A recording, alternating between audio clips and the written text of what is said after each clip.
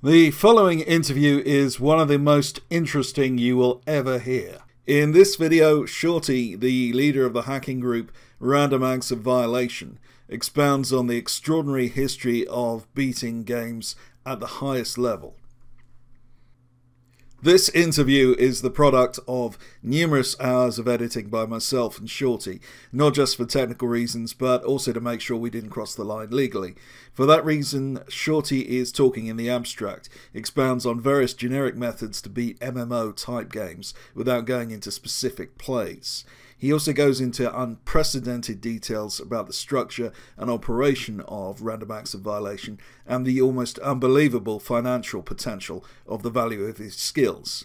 Much of it sounds more like the plot of a thriller than something that actually took place in real life.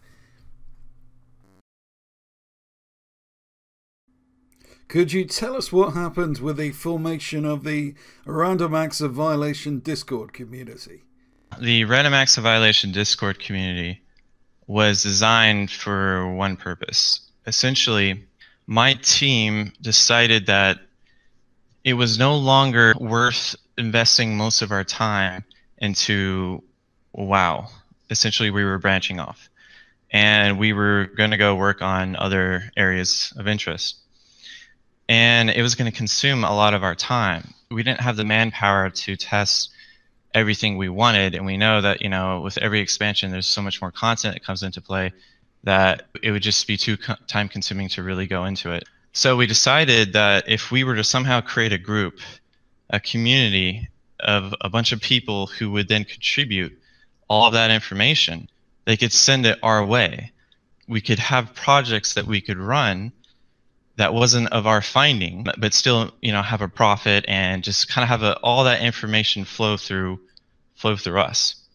So I think it's good for me to give you an idea of how all this really breaks down in the structure of this organization, if you want to call it that, this business that we had set up. So imagine a pyramid, and imagine at the top of the pyramid, it's got, you know, the Chinese, the people who manage all these projects, who distribute currency and items, and who have the manpower and have the servers and have the resources and finance to, you know, fund and manage these dupe operations and these exploiting services. In the middle of the pyramid, you have basically the guys who do the reversing, making the tools of automation, making the tools needed so that the workers can use it, and just creating a system and environment that would basically automate this entire process. And then you have the third layer, the bottom one. And this is where I consider myself to be. I don't have the skill sets and the knowledge to reverse games or make the tools, but I have the knowledge to find the exploits using the tools. That's essentially how it was structured. We would work in that fashion, but below this little pyramid, you have Random Acts of Violation. You have the public community group that we were trying to form. And the idea, you know, obviously was that they would feed us information so that we still have our fingers in World of Warcraft while we're working on other projects. And it was successful. I mean, yeah, a ton of information came our way. Our group, with the knowledge that we had, in combination with the entire group of, it was like, I don't know how many, like, it was like 1,000, 2,000 people. But there was a lot of people who were just feeding information to us. We were able to use that information to then run certain projects. So most of the stuff, I mean, I would say about Battle for Azeroth, that expansion is where generally most of the stuff that came to us was found by other people. We were just the ones who kind of like took that information, refined it, packaged it, and then sent it upward. Let the Chinese kind of do their thing and distribute gold and all that. In a previous conversation, I responded to what you told me about the scale of RAOV's operations by describing your group as having the power of a nation state. You laughed, but you didn't actually contradict me. Do you consider that claim hyperbolic? I guess you can call it whatever you want to call it. I mean, it was kind of shrouded in this like secrecy thing going on. It's kind of like Illuminati. And there's a sense of wonder and interest in that kind of thing. just because there's not that much information, but there's just enough for people to kind of get an idea, a little picture. But that's the problem, is that another one of the reasons why I wanted to do this, simply because it's like a lot of people get a bunch of grains of sand, and they get enough of them, they put them in this little dish, and they grind it up, and they turn it into like a little piece of glass. And when they look through it, it's distorted. And it's only through the bits of information that they received. They have no clue or idea what was really taking place. And so I kind of want to like fill in the gaps in some areas. I'm not going to go into great detail on exactly what happened or what went down, but I think it's an interesting story in its own right, because I don't really see many people coming out and talking about this market of the distribution of online virtual goods when it comes to all the MMOs out there.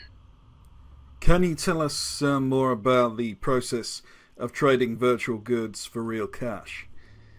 For the most part, the Chinese run custom bots to automate on various different games. So there's a lot of people out there who are making these private bots, and they basically run, sometimes they're just like, not really exploits, but just really good farming spots. And they have this really fast system of power leveling accounts and just trying to produce as much gold as possible, or any kind of service or any kind of currency. But then you get people who look for exploits and dupes. And so the difference is huge. If you're a company, and there's many of them, they're all trying to compete about who can supply the most gold, who has the biggest network, who has, you know, this and that. So they're all competing. I worked for several of them. If you have a dupe, then that puts you above everybody else. Even if it's a short period of time, all of a sudden you become that guy that's known for being able to control the market in some way. So when you have an exploit that allows you to generate what takes botters months to do, it takes me a few seconds. You know what I'm saying? So if you have that ability, all of a sudden you can influence the price of gold, and nobody can compete. So they have to go by your way, and they have to kind of wait till it gets fixed, because there's nothing they can do. If somebody has that dupe, they have the power to control the market, and it's very influential, and it's you can make quite a bit of money.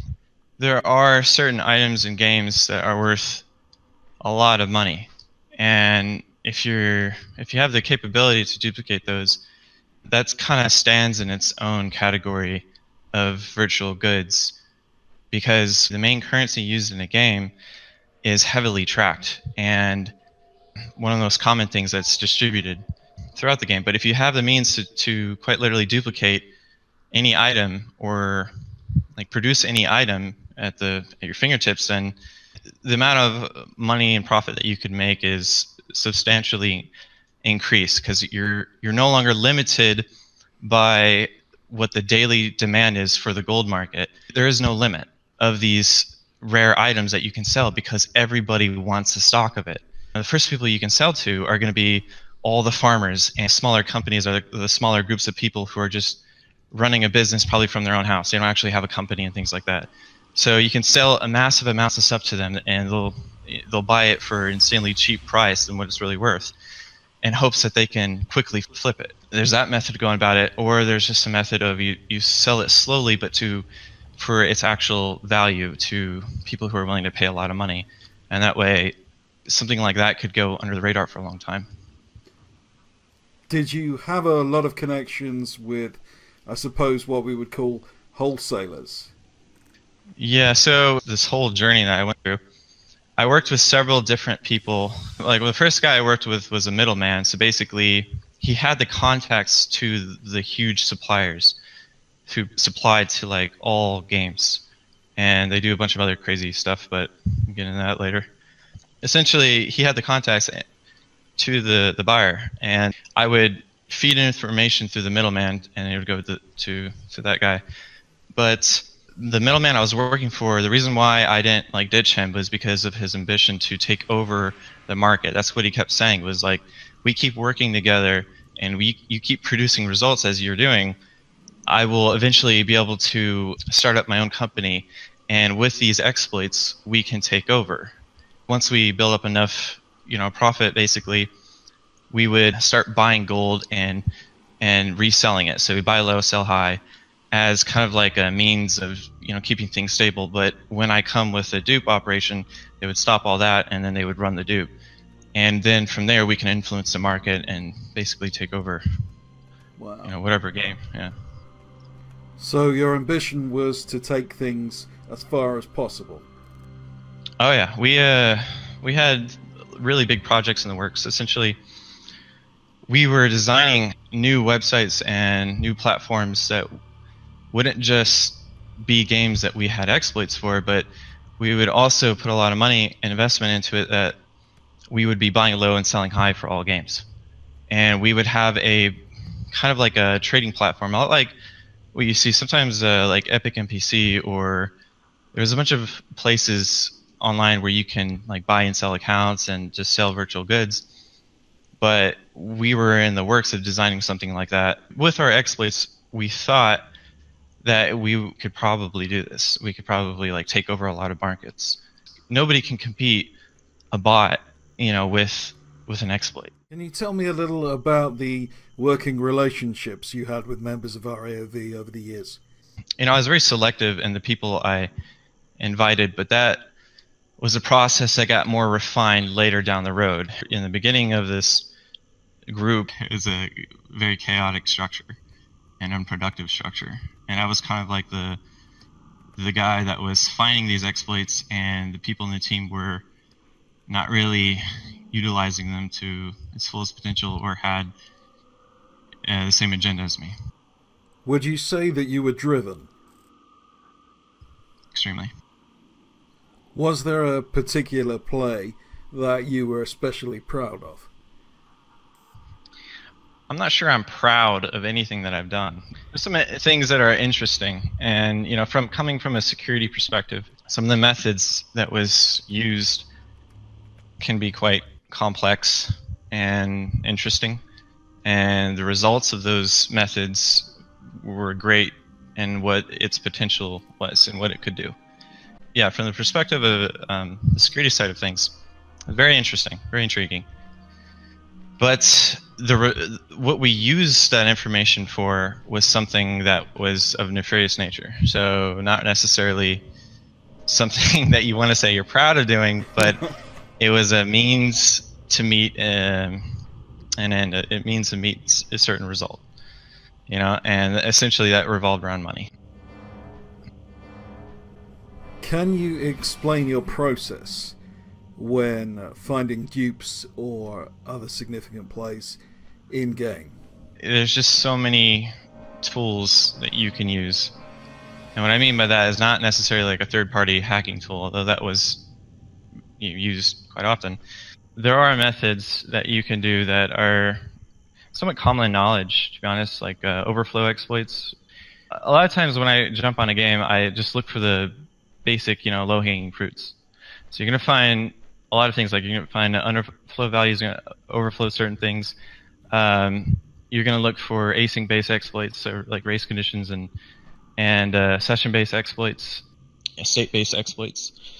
You know, the list really just goes on and on. But essentially, some of the most common things is just messing with certain values in packets. Would you say that your programming skills helped you find exploits, or that your understanding of exploits helped with your programming? It depends what it is you're doing. For a while, when I first got started, I wasn't using any hacking tools, any third-party programs. So I was finding dupes quite often, actually. I was able to put the game in certain weird states, and based on that, I was able to find dupes. A lot of my stuff were like async-based, timing-based exploits. But after a while, members of my team kind of forced me into the programming aspect, packet manipulation. Can you explain for the benefit of the audience what packet manipulation is? If you're playing a game, more than likely you're using a client. Some games are through your web browser, but if you connect through the game, you're going to be connecting to the server.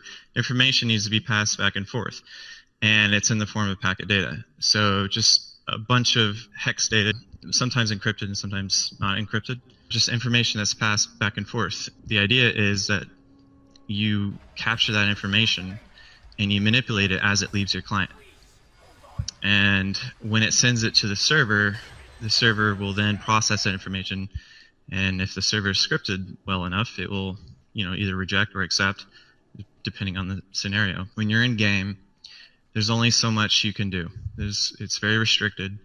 For instance, most games, you have your inventory, and there's only certain slots that you can mess with. But with the ability to mess with packets, you can specify exactly where the item is going. Like if you're moving an item from one area to another, you can specify that the item is going to be going into a slot that doesn't exist, or a slot with a value that's really high. Depending on how the server is designed, it can react in many different ways. And you'd be surprised how many dupes you can find just because there's so much extra data inside packets that don't need to be there. It depends on how well designed the server is when it comes to verifying if that data that you send to it is valid or not. Can you tell me about some of the methods you used to hide what you were doing from the developers?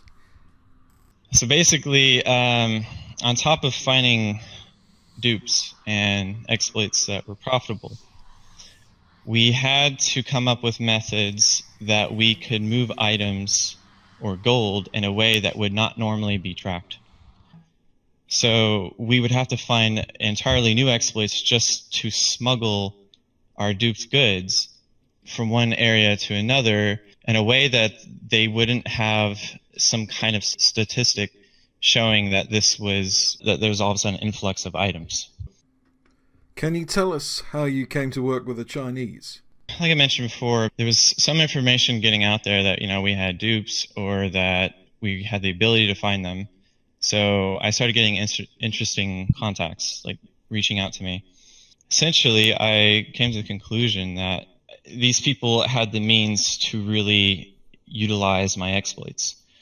And so I would work with one group, but then after a while, after a long time, I'd realize that, I don't really need to work with the middleman anymore. Like I should be working with other people who have their own business, because the middleman that I was working with, essentially all he did was translated for us, because the buyer spoke Chinese, the middleman spoke English and Chinese, and that was his excuse why we couldn't talk to the buyer. But obviously that was the only hold that he had over us, because he wanted all the dupes and information to flow through him so that he would get this reputation as the guy who can get all these exploits and who knows all these exploiters and stuff.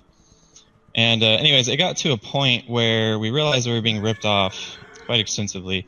So we branched off and we started to look at other means, other people who were more capable of handling our business. And then when we branched off, the buyer that was basically getting all these exploits, he stopped receiving that stuff. And so he immediately started looking for me. And then he found me and he asked, are you the guy who, like, as they say, it was funny how he mentioned it. He was like, are you the guy with the special technology? I was like, I guess I'm the guy with the special technology. I would just go around introducing myself like that. Right, yeah. So I guess we kind of had our little reputation within their group, because they have like this group where they all get together, all these Chinese suppliers and farmers, and they all talk about, basically just a means of moving gold, moving items and stuff. We had this reputation where, because we were producing so many dupes, that people started catching wind that, there's some group out there that's figuring all this stuff out. I guess whoever was working with us, all of a sudden, they were controlling markets because of the nature of the exploits that we had. It was very productive. These people that I worked with, they mean business. I mean, they've been in this field long before I ever entered the market. So they've been doing this probably even before WoW was released, probably before Vanilla. They know a lot of people, they have a lot of contacts, and they have a lot of resources. So they allow me to do what I do best. And they provide, like if I need accounts, because they have all the workers they need. They've been doing power leveling services, they're distributing gold, so they have everything that I need so that I can test things on the live version of whatever client I was working on. So it's a very productive relationship as far as business-wise. But on a personal level, I never really got close to any of these people They offered, at times they'd be like, oh, you know, we'll fly you out to China and meet our family and all this stuff. I was like, yeah, if I do that, I'm not coming back. But, yeah, I was like, man, they're going to put me in one of those sweatshops and I'm going to forcing me to find dupes and stuff. I was, you know, like a scene out of Breaking Bad. But they really respected me in a sense, like whatever I needed, they would pay for things. They would offer that just because they know investing in me, you'll get a huge return. So that's kind of how the relationship was.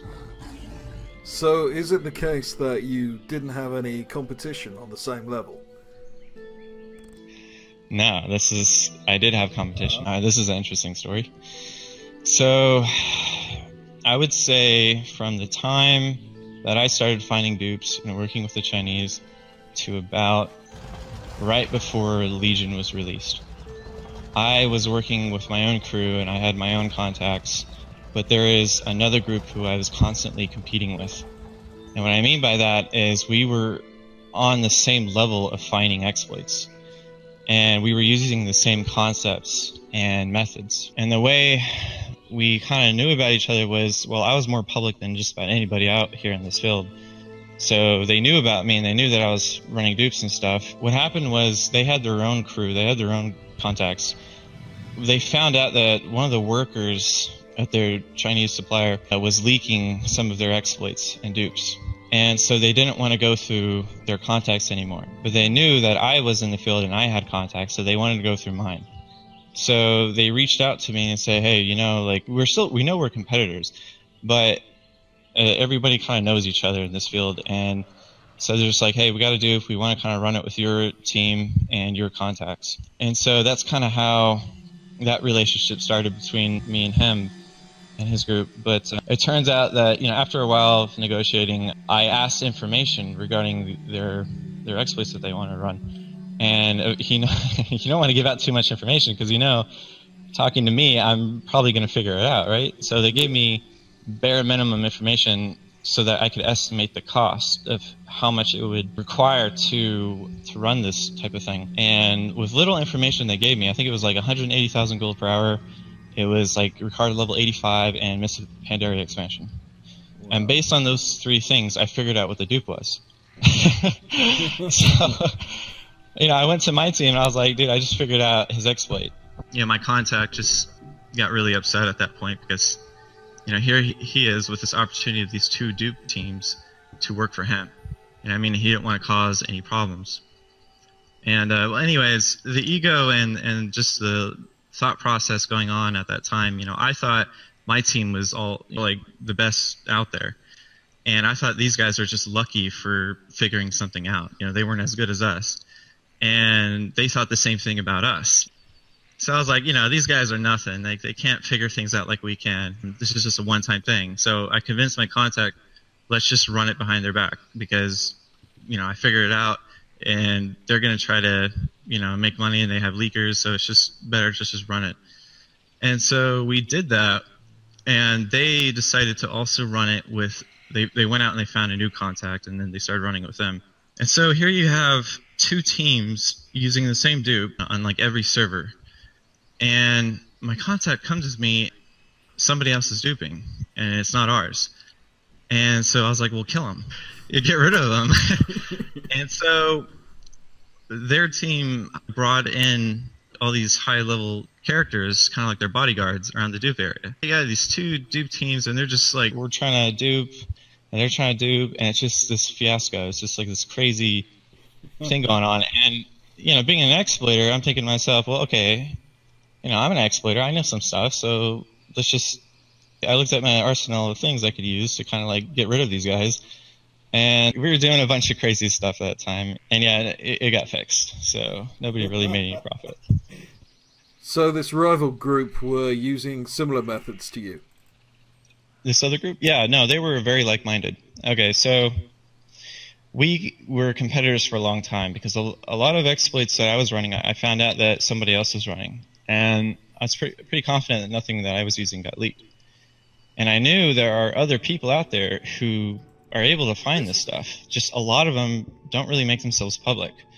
For obvious reasons. I'm one of the few that actually talks about this stuff. And since I've been in the public light for so long, it's like a double-edged sword. And it has this positive things that you get out of it and also the negative things. One of the positive things is that it really helps you with networking. A lot of people kind of like gravitate around you. You run into really interesting people with a lot of interesting information, but at the same time, other people are looking at you, such as developers of games, and they're also trying to look into it, trying to get whatever information they can get. I was public in some sense, but not like really on everything that we were doing. It was, I don't think really anyone knew how far this got out of hand. Would it be accurate to say that you were very focused on the money? Yeah, I mean, that's kind of what drove the ambition behind everything that we were doing. Again, there were moments where I said things that contradict what was really going on. And again, I regret a lot of things. Like, I'm probably going to regret making this video, to be honest. But I mean, it's something that I'm also going to own. I mean, that's my journey. That's the part that I took in all of this. Is I was very public, but it really did help me as far as meeting the right people that I needed and them expressing to me their experiences and knowledge. And some of the people that I ran into are really cool people. Like one of the programmers that I had when I first started, he was doing a lot of stuff for the Chinese contact that I had at that time. But he ended up getting a job at like Microsoft and then ended up getting into SpaceX security. And then on top of that, had his boss, you know, I asked him, like, I mean, you're probably involved in some government. And he's like, well, my boss is, and he offered me a job, you know, in that kind of field. And I mean, it's really cool to have these kind of people that you work with writing these tools and stuff that you need, but at the same time are people who are doing something entirely different and crazy with their life. And it's cool to get their perspective on the stuff that I was doing. And they were able to teach me, because I would find exploits, but I wouldn't really know what was going on, like the logic behind it, and like what the server code actually looked like and why certain exploits were working. So they were able to explain to me kind of the programming side of things, and, you know, that led me to have a better understanding of what I was doing. Did you have a programming background? You think of a hacker as some guy with like extreme programming knowledge, but to be honest, no, I'm really good at seeing where flaws are in certain systems and just kind of like picking up on patterns. And just, I don't know, it's just how my mind works. I'm just able to look at something and say, you know, I bet there's going to be a flaw here, and then I would kind of dig around that area, and sure enough, it's what you use with that information, because there's a lot of people who post their findings and it doesn't really do anything of significant value, but it doesn't mean that that information cannot be used to then be turned into something much bigger. And so it requires somebody with a really creative mind to kind of stretch the limits of how far you can use that information, because at face value, people will only see that it does nothing, but in reality, it could be the biggest dupe that you've ever seen. What sort of methods do you use when you look for dupes? Every game is unique, and every game is different. So people are going to design their systems very differently, but also very similar. For World of Warcraft, it made a huge impact in the MMO market, and there's a lot of copycats. So a lot of the systems and mechanics that they have are actually scripted very similar to how Blizzard does things. So it's easy for me to use generic methods that I found on World of Warcraft to then apply the same concept on other games. But essentially, you would have to build your toolbox from scratch. There are, like, you know, the standard overflow values that you could use. There were a lot of exploits like that, and those are standard things that a lot of people use when they approach exploiting games. But the things that I focused on were not so much of a programming flaw like that. It was more so like finding situations where the system is trying to complete an action, but it can't because something else is not working correctly. And these are what I call state-based exploits. I've observed that there are a wide array of services for all aspects of the various MMOs out there. And your team seems to have been focused mostly on pure economic areas of the game. I was wondering whether you ever branched out and diversified into other areas. Yeah, so there were other services that were looked into. A lot of the things that we find when looking for a dupe, there's no like limitation on what you can or cannot test. So it was complete random, hence random X violation. Our testing tested many different areas because even the right kind of exploits that seem, like I said, useless could be used to turn into something really big. But in the process of that, we would find things like a kill hack exploit or a god mode exploit, or something that was just allowed us to do things in game that could provide a service, such as gearing an account or an experience exploit so we can level accounts very fast that would bypass any power leveling service, like honor leveling services, any kind of currency. There's always ways to duplicate it or find an exploit with it. So those are things that we definitely ran and looked into. I've noticed that some of the power leveling services apparently make a virtue out of the fact that they don't use exploits. Well, funny story about that. I was in contact with a few of those guys, and they most definitely were interested in running exploits. But then again, there are those who flat out refuse to partake in any kind of exploit because the risk was too high. Because if an account got banned, you know what I'm saying? But it was more so the guys that were just starting out who wanted to get that head start, that wanted to use exploits, because that way they could pound out like a lot of customers in a very short amount of time. And as long as they kind of kept things under the radar, it would last for a while. So it's one thing to find an exploit. It's another thing to actually run it. You have to keep in mind, it's a pretty big feat on its own to find these exploits and dupes that could make you the richest person in the game within a matter of seconds, or instant level, become like the highest level, or level profession, or any kind of service in game had a value to it. These things were definitely sought after. I've noticed that some large corporations have, in stark contrast to the traditional totally negative attitude taken towards hackers, have now started to pay bounties for hackers who provide them with information about bugs. I was curious what your attitude towards that might be. This is an interesting thing that I've been debating with myself for a long time. It's interesting how all this came to be, because looking for bugs in games was just like a hobby of mine. It was just something I found interesting, because you imagine that you're on a game like WoW, one of the biggest MMOs in the market. You're going to think their security is top notch. So the idea of actually finding a dupe that you can find anything of significant value was kind of out the door for me. Like I didn't even think that finding a dupe would be impossible. So I focused on if I could just find anything, like even things that were considered useless, but just the fact that the server gave me an error, saying you can't do that because you're busy, or internal bag error, or just these issues, these errors that I would be getting from the server told me that it was vulnerable. And I was surprised that I was able to find these things at all, with no knowledge and this kind of thing. And so it was something that really became a great interest. I just started growing on that. And one thing led to another. And when you're finding bugs at the rate that I was finding it, it's only a matter of time before you could stumble across something really big. And when I've found my first dupe, that's when I realized that anything is possible. Right, yeah. So as far as the bug bounty programs, it's something that I've considered doing, but the nature of how I got into this was not something where I can go up to a company and be like, "Hey, I've been hacking your game for X amount of years." Yeah. Okay. Can we work something out? Or no, that wasn't a likely scenario for me. So, in my view, and also the fact that I was contacted by the Chinese, I figured, well, I mean, this is good as an opportunity as any to capitalize on my skill sets. And since I didn't have the proper background, the proper knowledge into this field, I didn't go to school, I didn't, learn about these subjects. It was a good environment for me to work in, where I didn't have somebody looking over my shoulder. I didn't have, I got to do whatever I wanted. And I would be able to come up with ideas that may make no sense, or may not really be a reality and how things really work, but my creativity was not limited. So I was able to express my creativity through exploiting.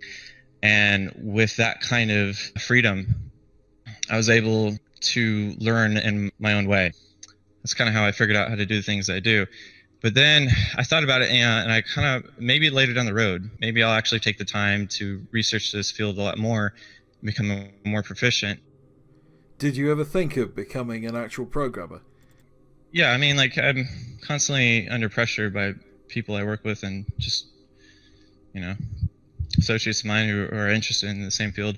They all want me to learn because they say, like, you basically you know how all this stuff works. You understand the concepts and you can put together how the logic works and you can find the flaws in it. So just go learn the language and you're going to be extremely good at this type of stuff. And you can apply the same kind of knowledge towards other things. It's not MMOs. It's, there's many different areas in security. I get the impression, mainly because of the basic vulnerability of the game, that Blizzard do not employ people like you. I don't know if that's the case. I've heard of things. I heard different stories, so I'm not really sure what to believe. But I do know that they would take information that is passed along to them. If your intention was to find an exploit, and they know that you're looking for exploits, I've heard about people who were kind of looked into as I was looked into, some kind of bug bounty. Like, you find an exploit, you can sell it to us. You know what I mean? So it was kind of like a gray area. But I don't really know inner workings of Blizzard or how they operate. Is there any specific issue that you'd like to discuss or send a message concerning in this interview? The dark side to this whole thing is the money and how involved I would say the Chinese are in this kind of thing, because I haven't really... I mean, there are other people in different parts of the world who are running different services, but the Chinese seem to really be involved in all trade of virtual goods on almost all MMO platforms. And it's just a really interesting situation I've been exposed to. Could you give us a ballpark estimation of the type of money you were making? I can give you an estimation of what games are worth, like what you can make with the daily demand of golden items. Obviously, the price for currencies of games fluctuate. So one expansion, you can make this much, but another. And also, like, if there's less customers or less of a player base, there's not going to be that much of demand. If you could supply the entire market, gold, you could probably make anywhere between $10,000 to $15,000 a day. For items, so there's a lot of expensive items that you could sell. They don't really have a limit on how many you could. I mean, they had a limit in a sense that a limit of customers that would be able to pay for that kind of thing. But if you're going to sell things in bulk price to a whole bunch of stalkers and farmers, I mean, you could sell it incredibly cheap. Something that would be worth a couple $1,000s, you could sell for a few $100s, but you could sell it in like a huge bulk. And if they were good enough, they were able to flip it and make a killing. It just depends. Are you able to determine when a major dupe is taking place? Well, there's also information that was fed to me, because working with the people I worked with, like my contacts, they would tell me when a dupe is going on, because it's a very tight community that they have. Like, everybody seems to know each other. And when all of a sudden there's a huge spike in gold flow or items, they would immediately start asking questions, and they would gather bits of information that they can about who was doing what. And for the most part, I was able to determine, when all of a sudden there's an influx of items in the server or gold, if somebody was running a dupe, because they would come and tell me. But just from generally looking around, sometimes it's obvious to see. Gold is kind of harder because it's not so visible. You know what I mean? It's kind of harder to track from our perspective. But as far as, what I knew, that information would come mainly from the Chinese. And then the item dupes were just obvious. Anybody who could see that something was being duped. When you observe that another actor is engaging in running a dupe, is there any temptation to try and profit from that personally? As far as like taking advantage of the situation, knowing that there's a dupe about to hit the market, that wasn't really useful for us. Maybe useful in a sense where we don't really want to run our own dupe, because we know that gold price is about to drop and there'd be two competing dupe groups. So it would be less profitable to run it when someone else is running something else. So in that sense, yes, but that was almost non-existent. That was never a scenario that really took place. I met a lot of people, and this is not just for WoW, but it's for many other different games. And there are a lot of groups out there. This is a very profitable business because if you have an exploit where you can dupe, you can essentially own the market if you have the right context, the right information, the right setup. So, there's going to be a demand that's going to need, people are going to come and try to fill. Hackers from all over are going to be bringing their own methods and their own bots and their own, this or that. But some things that were really sought after than just dupes was clientless bots. Because if you had a clientless bot, you could run hundreds on a single computer.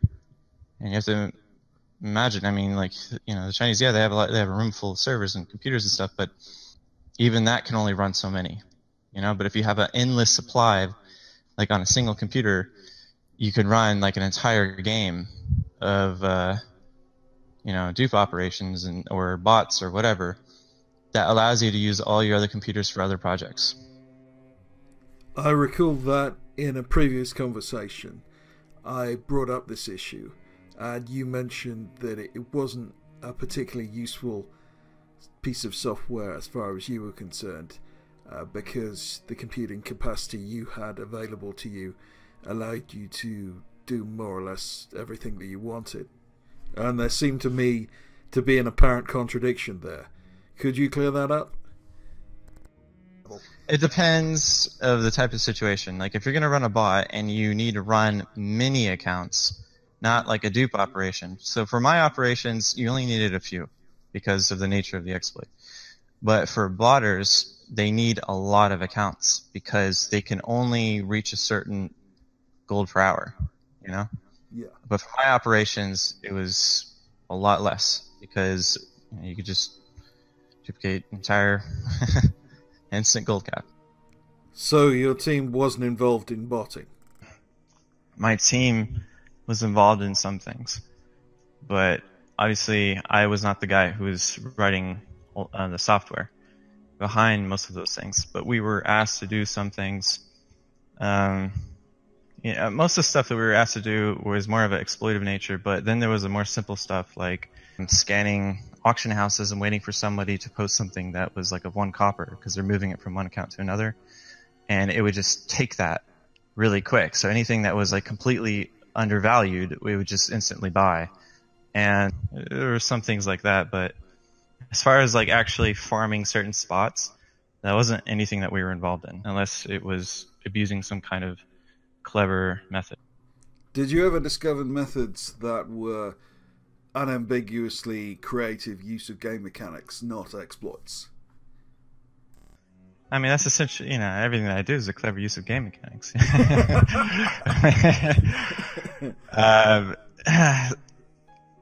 Yeah, there were things that we found that were maybe worth automating just because of how, fast you could farm something. There was a method where I was dabbling around at one time, just kind of like seeing gold per hour for different methods so I can get a personal understanding of what the botters were capable of. So I would go out and I would test some bots, some public bots or something I wrote or whatever the case may be. And I would, just see like, on a general sense, I would think of all the methods that are used. I would ask around and I would be told all the methods. And so I would try them out myself just to see like really what are people capable of making. And I would use that number as a comparison to the exploits that I had.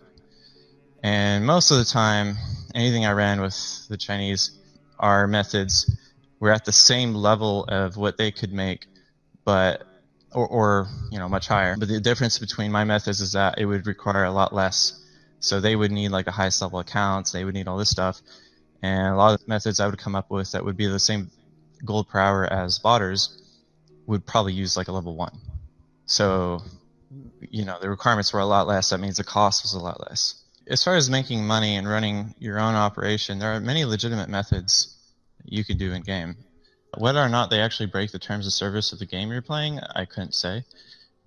But generally speaking, like boosting services, like people would say, hey, pay me and I'll get your rating up, like if you play with me. So that's in a gray area. I don't really know. I wouldn't be able to say, that's completely safe.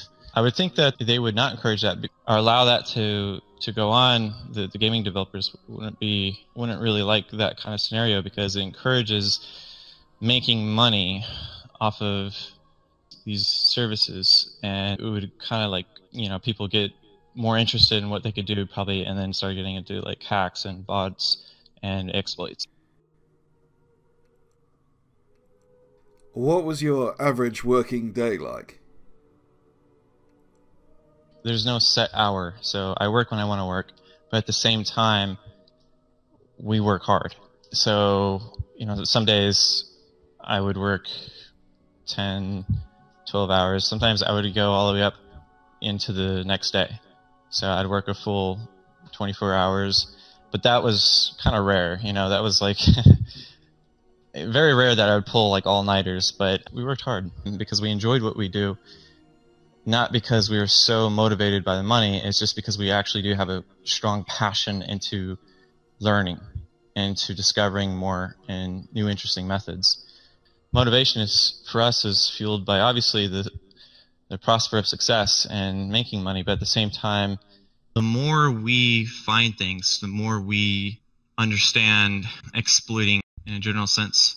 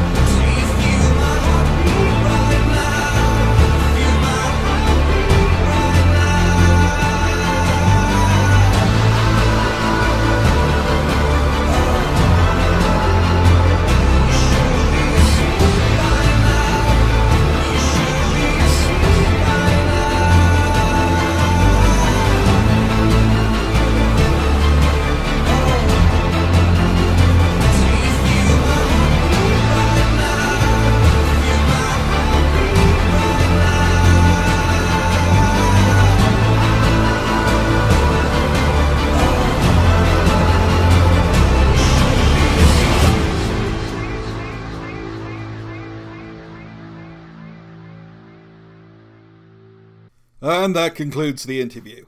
If you would like to know more about exploiting, please consider subscribing. And if this really has you hooked, you may wish to consider joining my Patreon at patreon.com/Archvalder. Thanks for watching.